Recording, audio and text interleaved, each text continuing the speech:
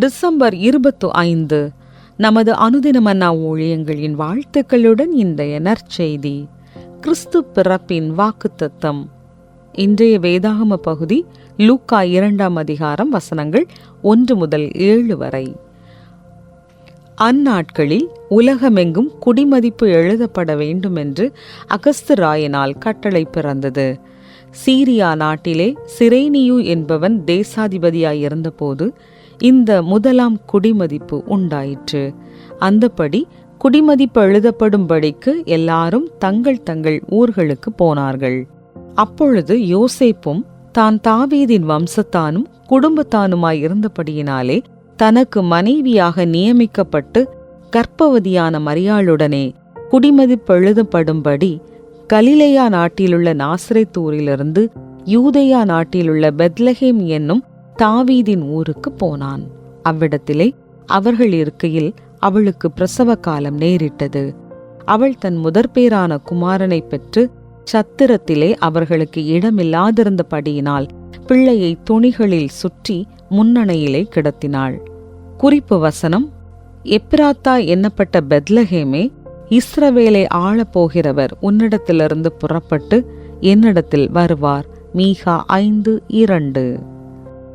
John மேக்லி என்னும் இயற்பியலாளர் November 1962 சராசரியான பையன் அல்லது பெண் கணினியில் தேர்ச்சி பெற முடியாது என்று கருதுவதற்கு எந்த காரணமும் இல்லை என்று கூறுகிறார்.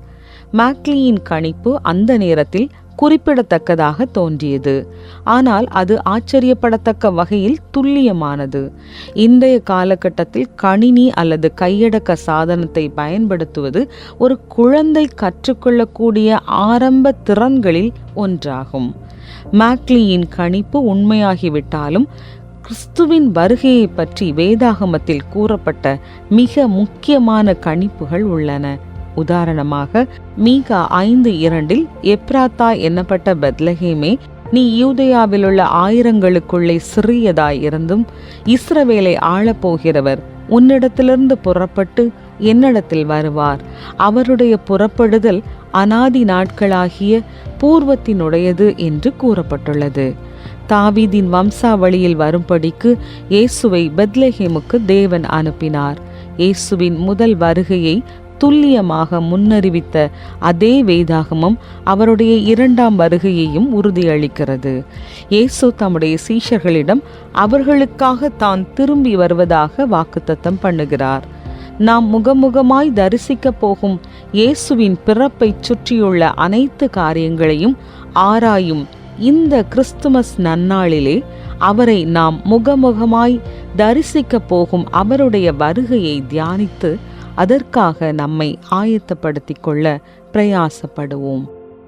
கிறிஸ்துவின் பிறப்பை பற்றிய தீர்க்க தரிசனங்களின் நிறைவேறுதலுக்காய் அவரை எவ்விதம் ஆராதிக்கலாம்? அவர் திரும்பி வருவதாக அளித்த வாக்குறுதி எவ்விதம் உங்களுடைய தீர்மானம் எடுத்தலை பாதிக்கிறது? அன்பான தகப்பனே, இயேசுவின் பிறப்பிற்காகவும் அவருடைய பெரிய மீட்பு பணிக்காகவும் நான் நன்றியுள்ளவனாய் இருக்கிறேன்.